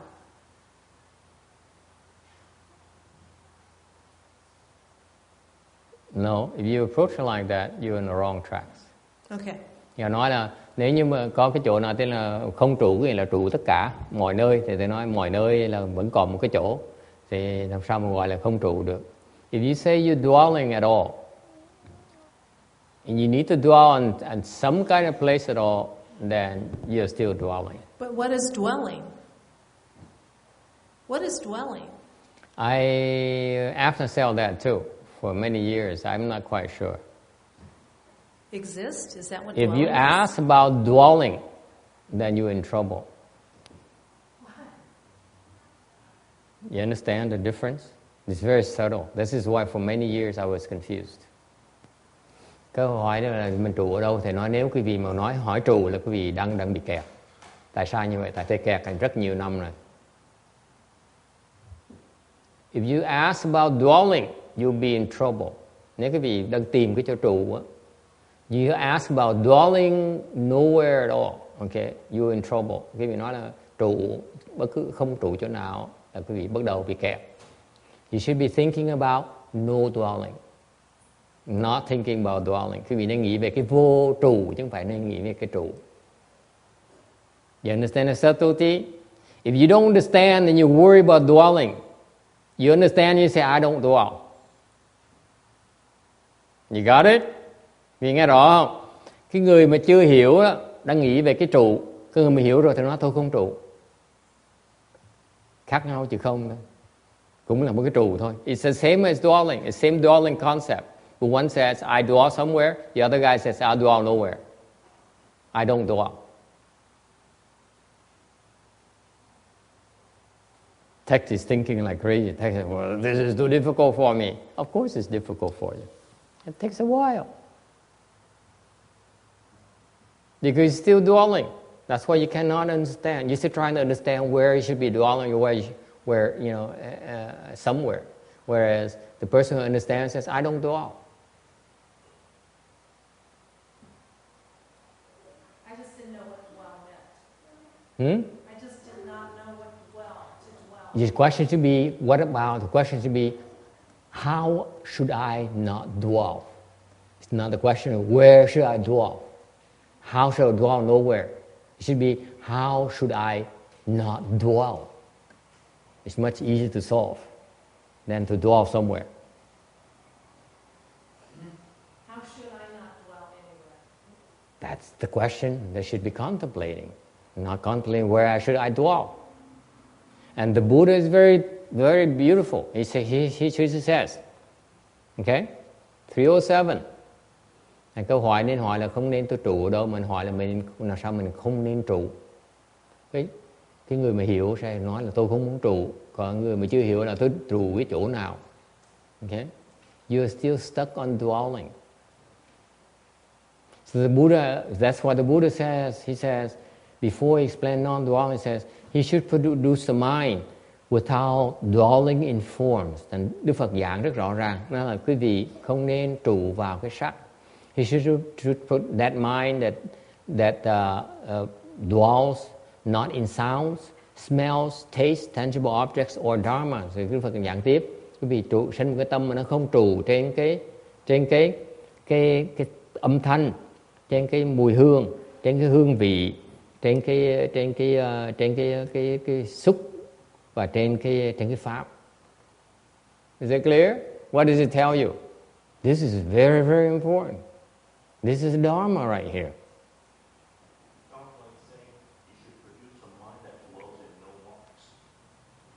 That's right. The marks are defined by the 6 objects. The 6 objects all have marks. Cái tướng, very good. Cái tướng á, là nó do 6 cái lục trần, nó bao gồm 6 lục trần. Okay. All marks are found within the 6 objects. Lục trần á, nó đại diện cho tất cả những cái tướng mà quý vị thấy. And when you are like this, you turn your back on the dust and unite with enlightenment. Nếu quý vị mà có được cái cảnh giới này là quý vị bùi giác hợp trần, là quay cái lưng lại, mình bỏ bê cái bụi trần mà mình tổng hợp lại với cái giác ngộ. You no longer attached to the 6 worldly things, the 6 dusts. Có nghĩa là quý vị không còn chấp vào cái lục trần, những cái pháp thế gian. Okay.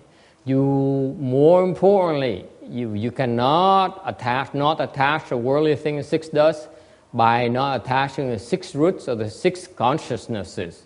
Quý vị mà muốn không chấp trước vào cái lục trần thì quý vị phải bỏ cái lục căn và cái lục thức.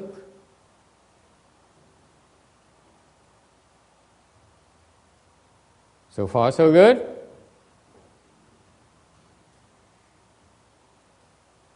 Let's talk Turkey. What does it mean? Can you give me examples in your personal life where it shows you're still attached to the 6 dusts? Okay, let's go around the room. Okay, you can disguise it. You can say, my name is Vicky, and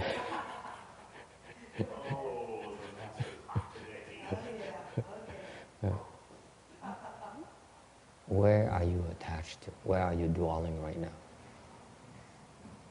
Yes. Don't think, where are you dwelling right now off the top of your head? Where are you dwelling right now? Music, okay? A song. Some a song, okay? Where are you dwelling right now? You're thinking, you see? You have too many dwellings. Yes, John? Audio equipment. Xian Shun, where are you dwelling right now? You're not dwelling anywhere? Okay. Vicky, where are you dwelling right now? I'm dwelling in a nice, comfortable bed. Nice, comfortable bed. Where are you doing? Family. Right here. Where are you dwelling right now?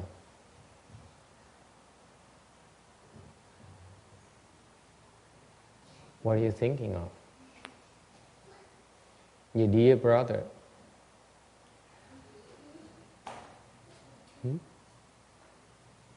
Okay?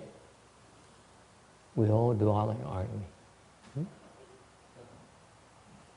All your examples show you're dwelling somewhere. Though somewhere can be categorized as one of the 6 dusts. Am I right? All right. Quý vị thấy mình mới làm cái ví dụ, mình thầy ra trong xung quanh cái Phật điện để hỏi người này, quý vị đang trụ gì? Là có người nói tôi trụ về gia đình, tôi trụ về nhà, tôi trụ về này về nọ. Cái đó nó được gom lại tiêu biểu qua cái lục trần. Tất cả những cái vị trụ, cái vị đang chấp vào cái lục trần. You are all attached to six dust. That's why you're dwelling. So you see that when you're confused and you talk about dwelling, you understand what dwelling is. Okay? Whereas when we talk about concept of non-dwelling, and you use the dwelling mind to try to comprehend it, you cannot comprehend it. You cannot. That's my proof to you. Because right now you're dwelling on something. For me to tell you about dwelling nowhere, you don't get it. Can you? Because your mind is dwelling on somewhere. You cannot understand what's meant not to dwell anywhere at all. Thành ra quý vị thấy không? Thầy mới chứng minh cho quý vị thấy.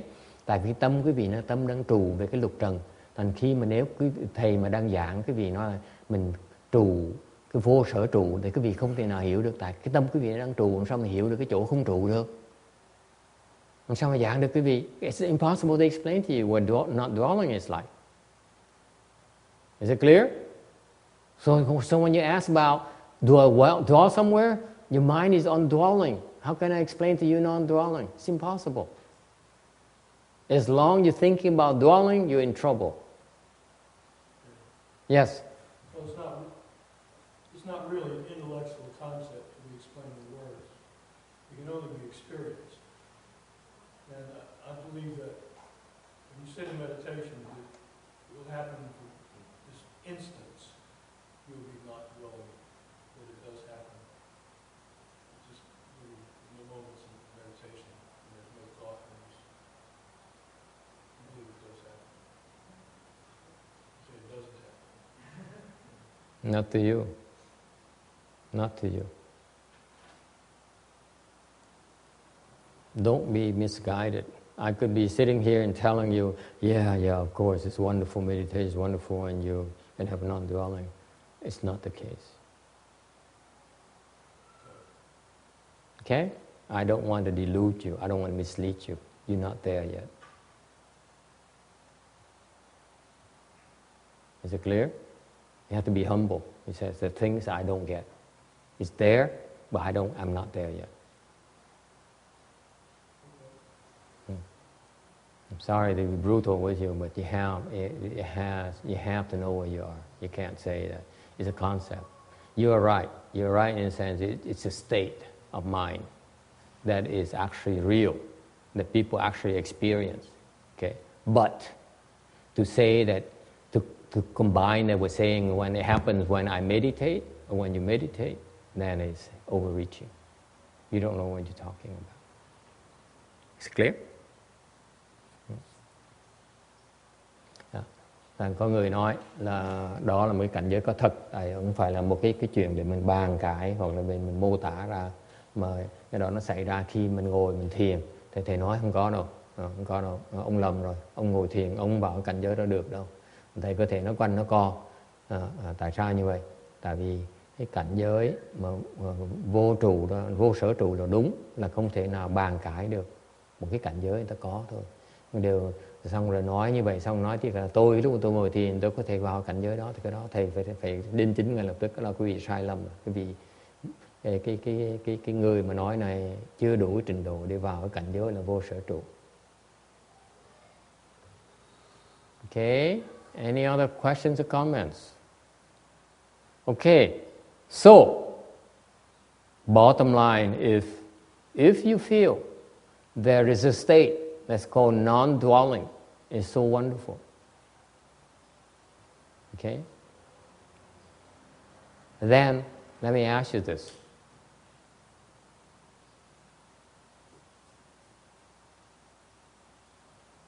Do you know how to get there? Nếu quý vị đồng ý với thầy rằng là có cái chỗ gọi là vô sở trụ, nó tuyệt vời, cảnh giới nó tuyệt vời, thì hỏi quý vị là quý vị đã được dạy sao tới đó chưa?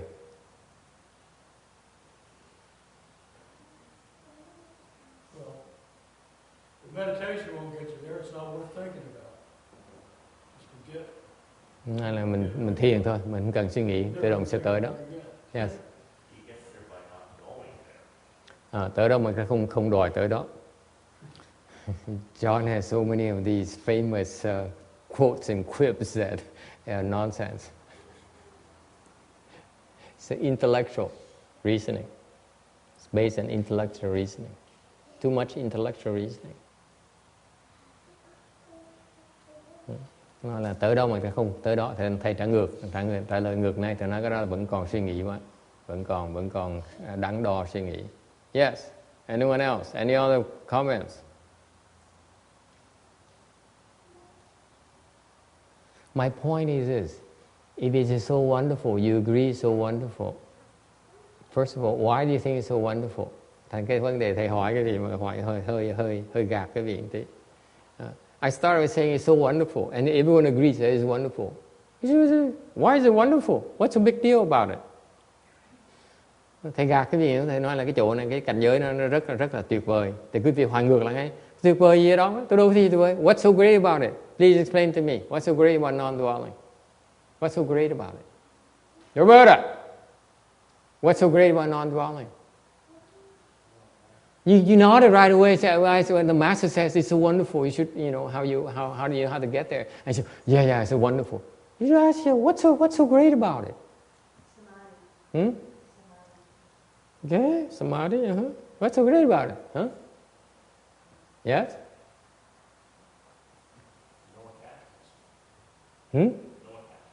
No attachment. Không có chấp trước hết. Yes. What else?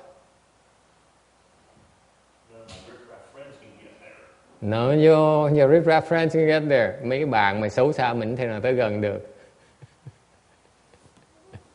He hangs around with the wrong crowds.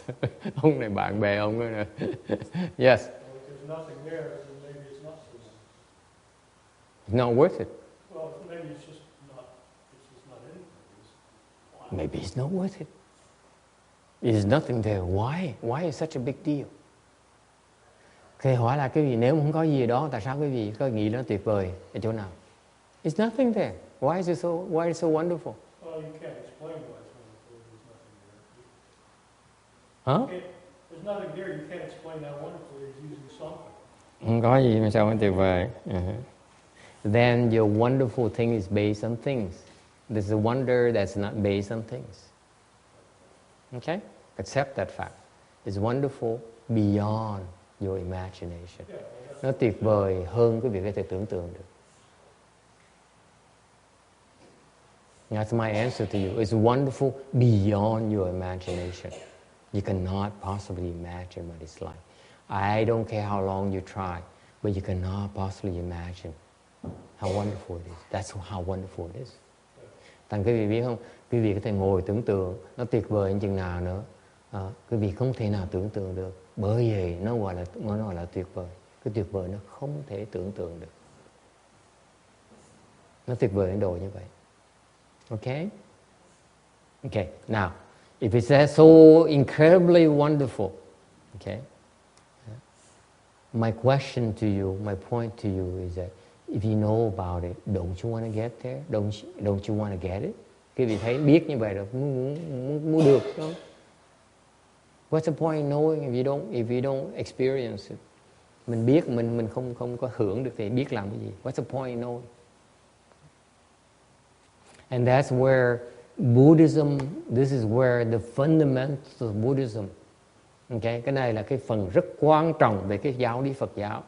Cái Phật giáo dạy quý vị biết để làm cái gì? What's the point for the Buddha to teach all of us about it? What's the point? In order, one, to make us become aware of such a thing. Okay? Để làm cái gì? Thứ nhất, để cho quý vị biết là có một cái cảnh giới nó đặc biệt, rất đặc biệt mà quý vị phải nên biết. That you should know about. Okay? And number two, then the Buddha says you should want to get there yourself. You should want to experience yourself. Thank you, John. Okay? Instead of having, thank you very much. Instead of only talking about it, you should taste it yourself. Okay? Cái phần thứ gì là quý vị biết rồi thì nên, thay vì chỉ nói thôi á, chỉ tưởng tượng thôi, phải nên hưởng cái đó. Is it clear? It's no good. It says, Travis knows about it, but we can't experience it. It's no good. That's what the Buddha says. I know what it's like. Because only I know it. You don't know it. You should want the same thing. You are able to get the same thing as I do. Đức Phật mới nói là tôi biết cái cảnh giới này. Và quý vị biết không? Tôi biết và quý vị nên tin rằng á, là quý vị cũng có thể biết luôn nữa. That's very important. Point number 2. He says, you too can experience just like I do. I am the proof. I experience it. Number 2, you too can experience it yourself. Don't settle for anything less than that. Đức Phật dạy hay vậy sao? Cái này tuyệt vời, quý vị không để ý mấy cái tế nhị này. Phật nói là ta đã chứng đắc được cái này rồi và quý vị cũng có thể chứng đắc được luôn nữa. Is it clear? That's point number 2. And point number 3, finally he says, I'm teaching you how to get there. Cái phần thứ 3 là Phật nói là ta sẽ dạy cho con cách mà đến đó. It's something called the way. Cái đó gọi là cái đạo. Is it clear? The Buddha does not waste his time. He says, I show you the path, the way to get there. Phật dạy, tôi có một cái pháp, cái cách để đến đó. Is it clear? All right. We all agree. It's clear right now, right? Now, when we talk about the way, what are we talking about? Thành tôi hỏi cái vị lại, khi nói về cái đạo, thì đang nói về cái gì vậy? Yes? What is it?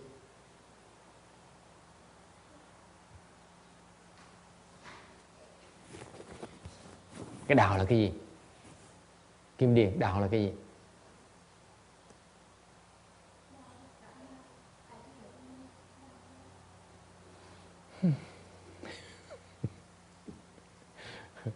So I said, what is the way? Someone says, it's the proper way that I should use follow. I said, yeah, right.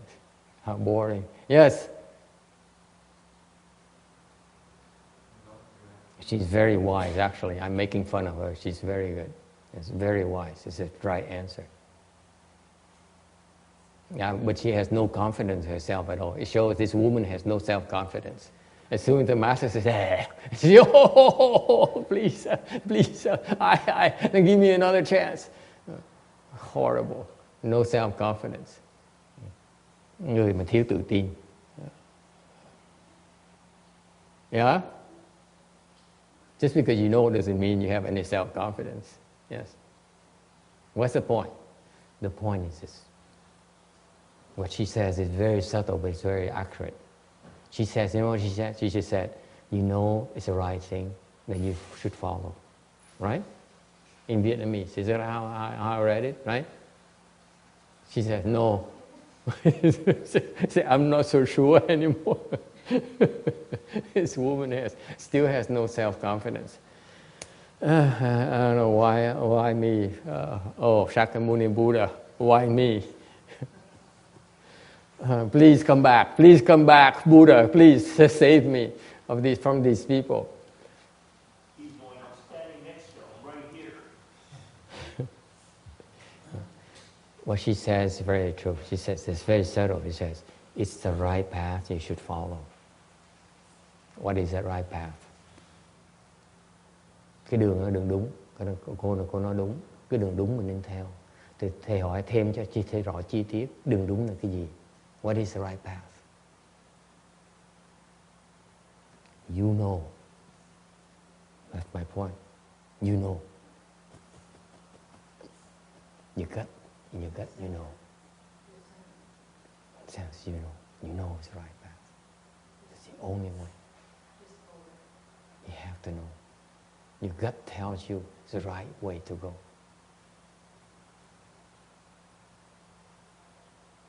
Okay? If you don't believe that, you don't trust yourself, like some of us who have no self-confidence. Okay? Những cái người mà thiếu, những người trong tâm mình biết, cái tâm mình nó biết, là mình nên theo. It happened to you a lot, right? Often you say, this is the right thing for me to do, right? I should go to Mexico and throw my body at these problems and come back all beaten up and bitter and everything. I still should do it, right? Because everyone says, you crazy, you stupid, why are you doing this? You say, I'm coming back. I'm still doing it because your gut tells you it's the right thing to do. Even though your friends are laughing at you, right? Right? That's the function of the gut. Your guts tell you it's the right thing to do. Okay? Yes? What often happens though is you let your mind overrule that, and that's when you make mistakes. And I've done that a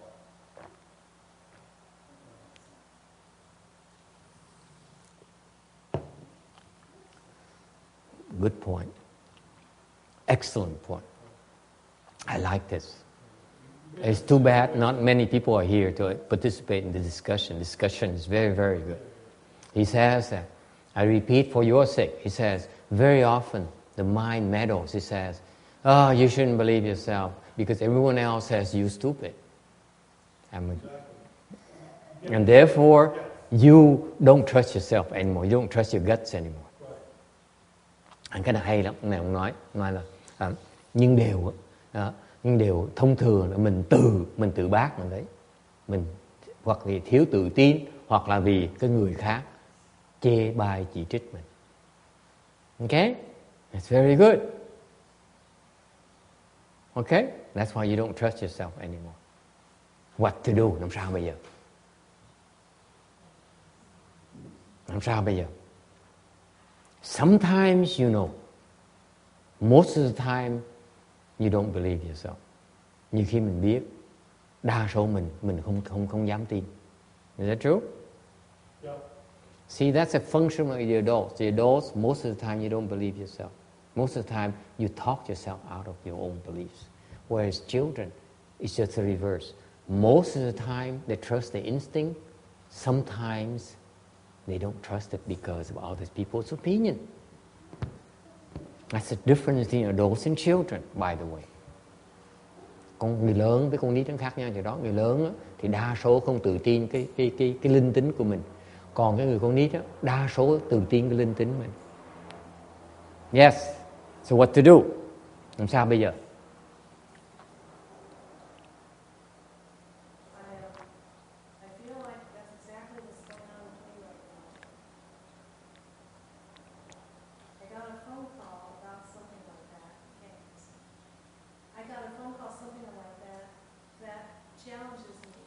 Yeah. As to what to do. Yeah. And it was kind of a shock to me that someone would be challenging me. It just was so ironic to be challenged by this person who brought me. Mm-hmm. So,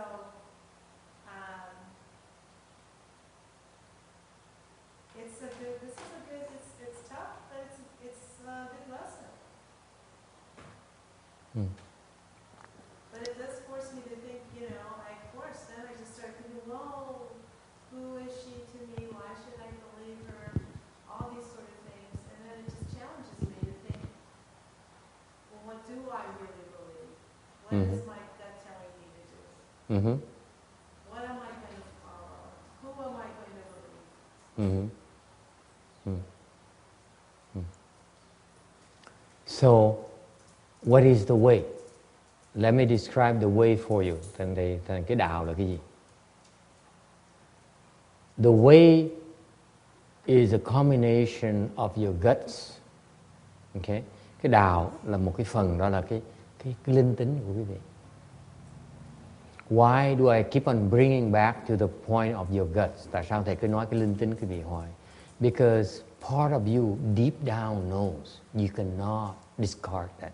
Tại vì cái linh tính quý vị, cái sâu nhất quý vị, nó biết. It really knows. It says, It makes sense to me. It's that feeling keeps on coming back. It makes sense to me. Okay, nó linh tính cho mình biết là nó có lý. Okay, and at the same time we hear people saying, "Oh, it doesn't," they give you plenty of reasons not to believe. Rồi cái bên ngoài người ta nó đủ lý do để cho mình không có lòng tin. Okay, so what do you do? Okay, the way is basically placing your faith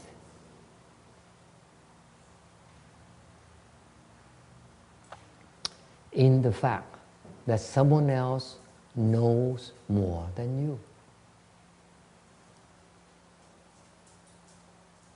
Thành cái đạo là gì? Thưa quý vị, cái đạo là bỏ cái lòng tin rằng có một người khác biết nhiều hơn mình. In other words, nói cách khác, quý vị nghe cho rõ này, please listen to me carefully. If your way, your path is that you know what you're doing, you're on the wrong path. Thành thầy nói lại quý vị cho rõ ràng, nếu cái đạo quý vị đang tu là quý vị biết, là tin rằng mình đang đúng đường đó, là quý vị đi trật đường đó. Your path, in my humble opinion, has to be that I will follow someone who knows more than I do. That's the path. Cái đạo, thưa quý vị, là mình nói tôi đặt lòng tin và đi theo một cái người mà biết nhiều hơn tôi. I'm not telling you to do anything I'm not doing. Thầy không khuyên quý vị làm cái gì mà thầy chính cá nhân thầy không có làm. Why? Because I'm following what? Shakyamuni Buddha's way. Before that, okay? Before him is Venerable Shenhua. Okay? Tại vì thầy đang làm gì? Thầy đang nói thầy đang đi theo cái con đường mà Ngài Thích Ca Mâu Ni dạy. Dạy cho ai? Dạy cho Ngài Tiến Hóa. He taught Master Shenhua. Shakyamuni Buddha taught Master Shenhua before he taught me. And therefore I follow him through Master Shenhua. Is it clear? I put my faith in the fact that Master Shenhua knows more than I do. That's why I follow him. Because the things he taught me, I don't understand. The things he does, I don't understand. I cannot possibly understand. That's my path. That's the way. Thành cái đạo là vậy đó. Đạo là cá nhân thầy tin là cái Phật Thích Ca, con đường Phật Thích Ca đã từng dạy Ngài Tiến Hóa. Thành Ngài Tiến Hóa có những cái hiểu biết, có những cái hành động, có những cái làm mà thầy không thể nào hiểu được. Thầy vẫn đặt cái lòng tin vào đó như thế. Is that clear? If you think you know, then you should be a Buddha for God's sake. You don't want to waste your time here with me. Nếu như quý vị nghĩ quý vị biết rồi, thì quý vị đã thành Phật rồi. Tới đây với thầy làm cái gì? Right? And this is very, very important for you to understand. Okay? The subtlety here. Don't be so sure of yourself that you know. Mà thầy dạy cái gì là biết khiêm tốn. You have to be humble. Phải biết khiêm tốn. Không nên quá tự tin.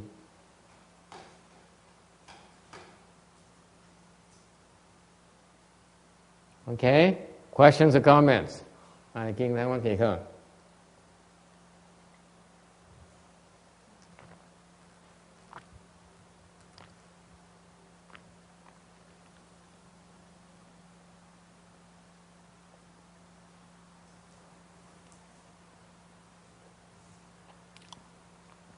That's what I'm teaching you. Thầy đang dạy cái vị đó. At some point in time, when you're faced with a problem, you're confronting with a problem, if you say that I think I know how to solve this problem more than my teacher, it's time for you to move on. Find another teacher. Then you can put my faith and says, he knows more than I do. Is it clear? Thành cái chuyện nó rõ ràng lắm. Nếu quý vị gặp một cái vấn đề nan giải, quý vị nói là tôi nghĩ là tôi cái cái cách giải quyết của vấn đề này của tôi nó hay hơn cái cách giải quyết của ông thầy tôi tôi biết nhiều hơn ông thầy tôi, thì lúc đó quý vị nên kiếm người thầy khác mà có thể tin tưởng được. Okay? That's the way it is. Nên như vậy. That is the path. That is the way. Meaning your blessings run out. Có nghĩa là phước mình nó hết rồi.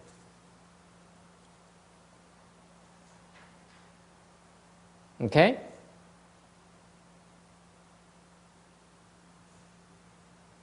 Because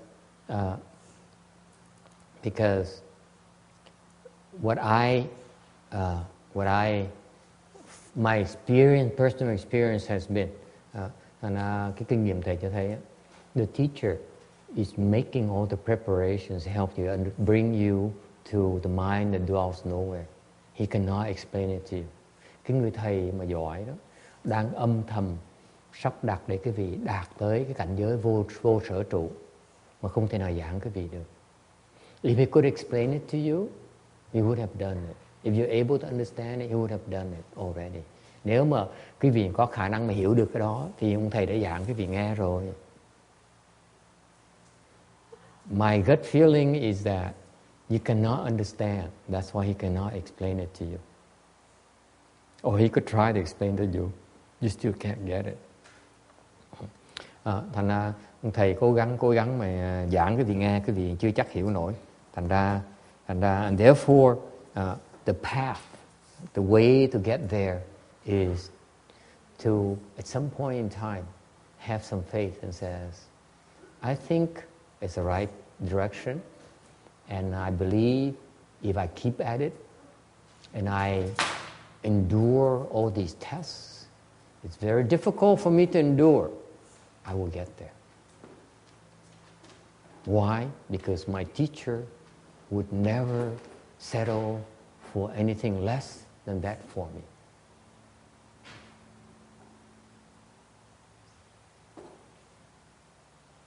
Thành ra cái lòng tin nó đã bạc liệt với anh Tràng à.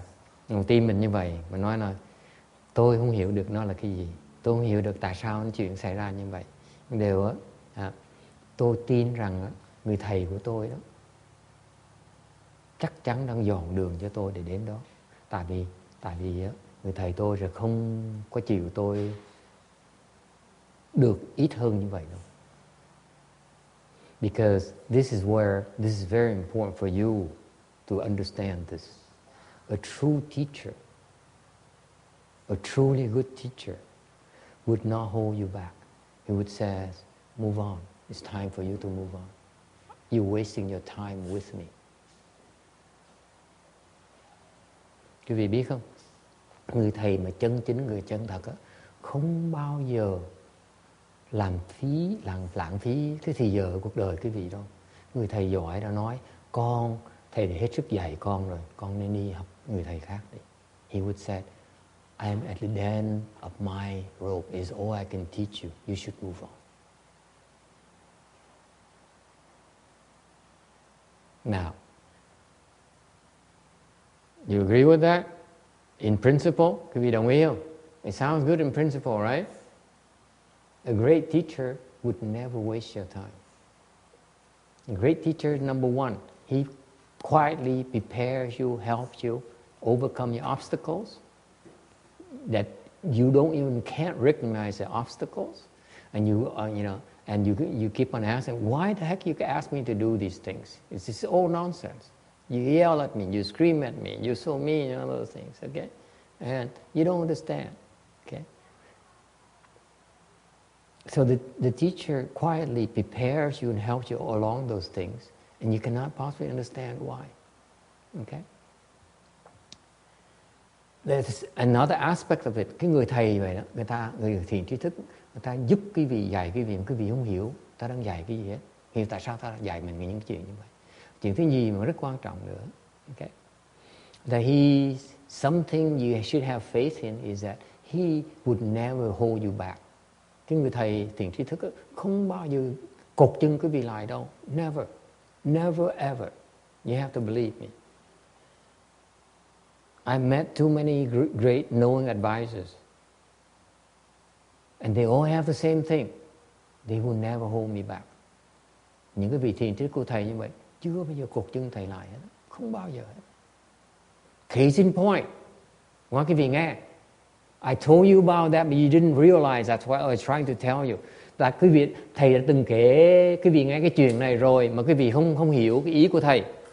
Remember I told you I went to Hong Kong. Quý vị nghe, thầy đã từng kể quý vị thầy vào Hồng Kông. Remember that? I met with a great master called. Tôi gặp một người vị rất tên là. Yes? Anyone?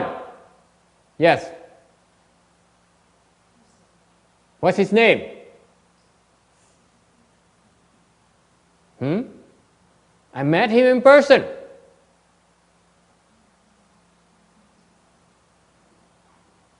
Sân Y.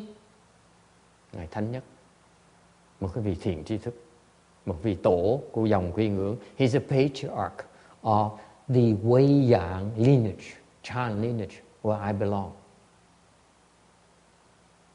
This happened in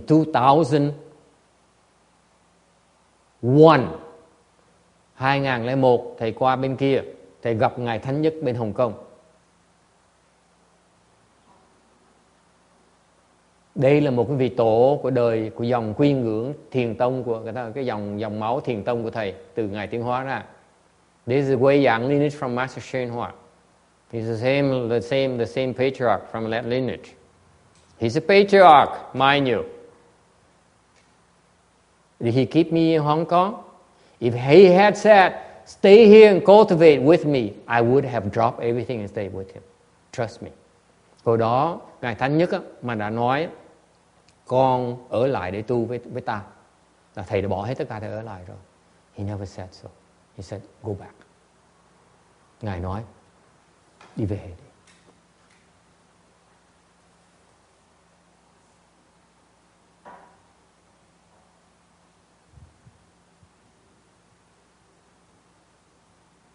A good no advisor would never hold you back. Cái người thiện tri thức không bao giờ cột chân cái về lại.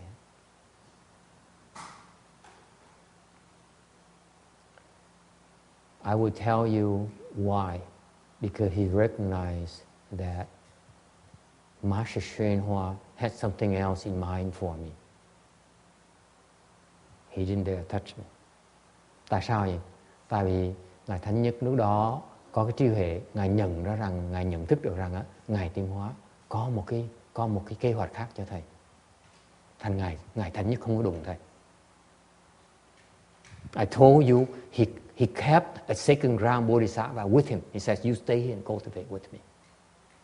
Tại vì thầy đã kể quý vị nghe đó, Ngài đã nói một cái vị nhị địa đó, Bồ Tát, nói là con ở lại tu với tao. Ông nó bỏ lại ở lại tu ngay lập tức. Now he has a temple in Hong Kong. Bây giờ có cái chùa bên Hong Kong. That Master Shangyi gave him, mà Ngài Thánh Nhất cho. I could have a temple in Hong Kong myself, I think. Phải chi mà thầy ở lại, thầy có được cái chùa Hồng Kông này.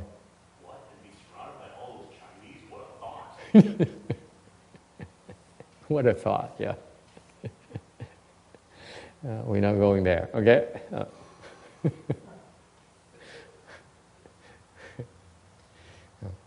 Thành ra cái lòng tin cái vị nói, mình phải tin rằng thiền tri thức mà giỏi đó, không bao giờ cột chân này, không bao giờ. Cái người thì, so the good no advisors will never hold you back, never. A real good no advisor will never hold you back. You have to have that faith. That's all. Okay? Questions or comments? Kiên thắc mắc gì không?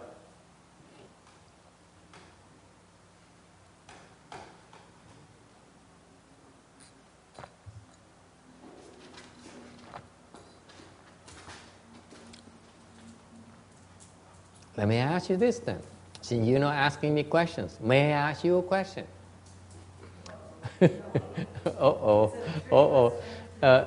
Nếu không ai hỏi thầy, thầy xin phép hỏi quý vị câu hỏi được không?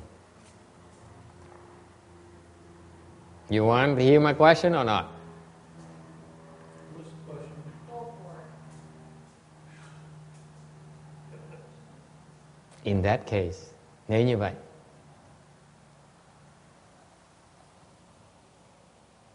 should you tell yourself it's time to move on?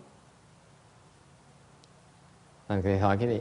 Nếu như vậy, thì quý vị có nên nói là mình nên bỏ thầy mình không?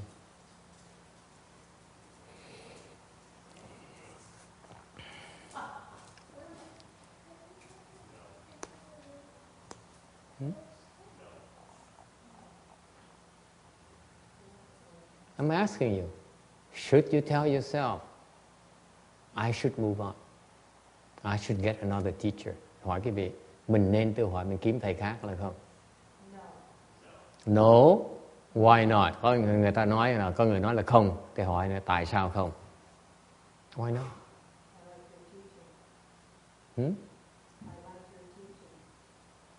Why not? You disagree. You disagree with your teacher totally. Mình không đồng ý với ông thầy mình. Mình nên bỏ thầy đi là không? Yes. If you disagree with your teacher totally about everything, you probably will move on. Yes. You just go. Right. It's moving on. Right. You go elsewhere. Right. But it's not really your place. If the teacher is teaching you, he'll know that it's time for you to go. It should be the teacher. Okay, you want to hear my answer or not? Yeah. You sure? Yeah. Ai có người cũng nói là không bỏ đi hết. Okay, you're wrong. Say yes. You should tell yourself it's time to move on. You should tell yourself. Yes, you should tell yourself it's time to move on.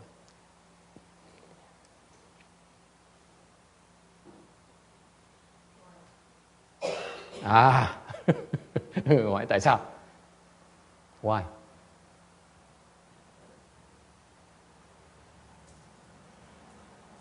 He just said it. You disagree with everything your teacher does, then it's time to move on. Agree? If you do. If you disagree with everything your teacher does, it's time to move on. You disagree? See, because if you're finding out that, let's say you come to the temple and first he's nice to you, and eventually, boy, he's not like he appears to be, and then so on. Then you say, this guy is a phony. You're going to hang around? You must be crazy. No, you won't. Right?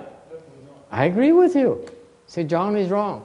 You see, John is confused today. I thought my head is not clear today, someone is worse.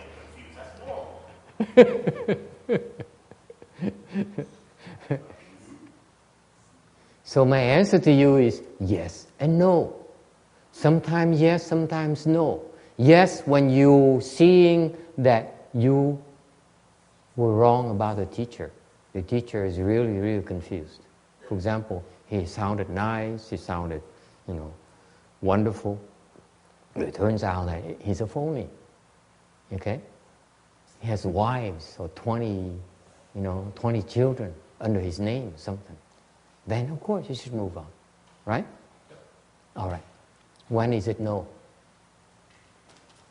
When is it no?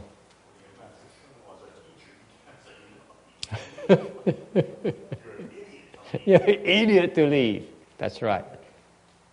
Now John is redeeming himself today for the first time. After almost 2 hours, 1 hour and 55 minutes, 54 minutes, John finally is catching on. It takes him some time. You, I don't know about, but that's a sure. That's right. Hôm nay ông nói là nếu như một ông thầy là Ngài Tiến Hóa đó, mình không bao giờ rời ông hết. I agree totally. Never ever. Okay? From my perspective, never ever. I can only teach you what I know. Okay? I'll be honest with you. Ron is right. He's making fun of me, of course. He says, I don't know about you, me, meaning Master Yung Hua, but when it comes to Master Shen Hua, Shakyamuni Buddha, he would never leave him. But for me, the jury is still out. Now,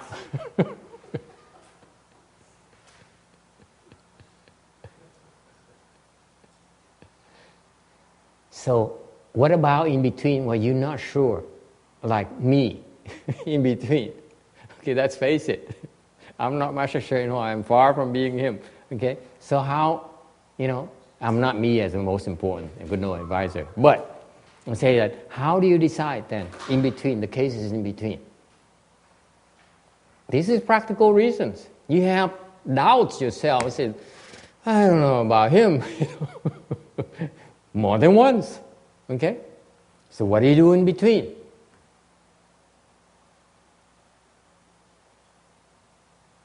Keep studying. Come to the temple on Sunday. You study until you know more than your teacher. You study until the point one day you say, I see you. I see you. I'm done with you. Is it clear? Yeah. If you cannot see your teacher yet, you still have to learn from him. If you leave, it's premature. Thành đó, lúc đó thì quý vị phải đợi tới khi mà mình biết hơn thầy mình, lúc đó mình phải dời đi. This is what Shakyamuni Buddha did. When he was at the 7th Samadhi, he went to the next teacher, who is high level, 8th Samadhi. He studied under him and stayed for 1 year. After he saw his teacher, he says, I cannot learn from him anymore. Now I'm the same level. He cannot teach me anymore. That's why he moved on.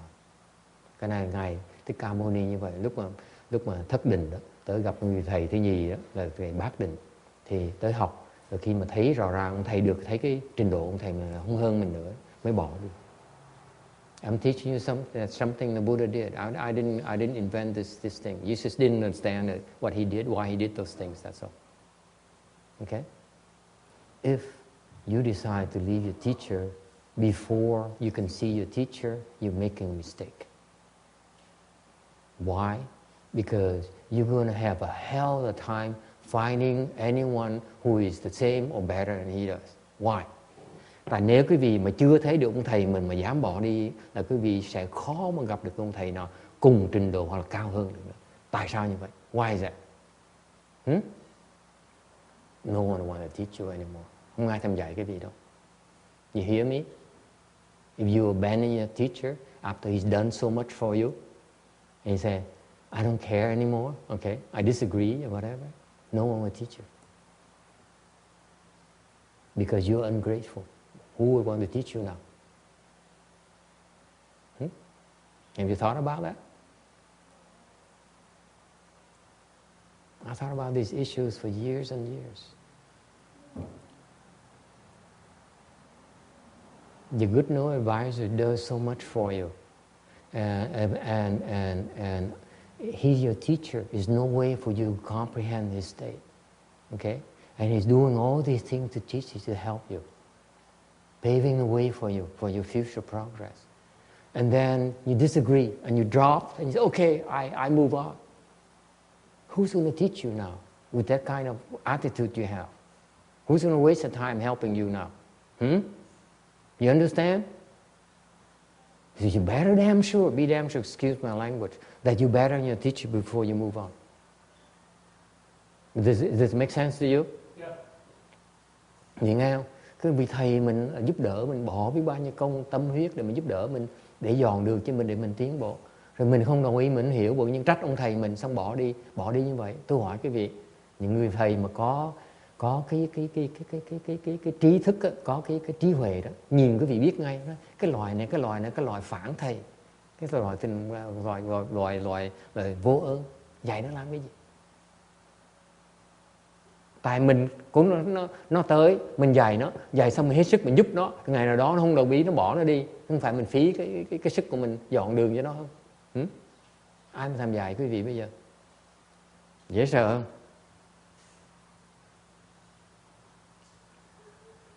Bởi vì vậy, đa số những cái người Phật tử bây giờ đó,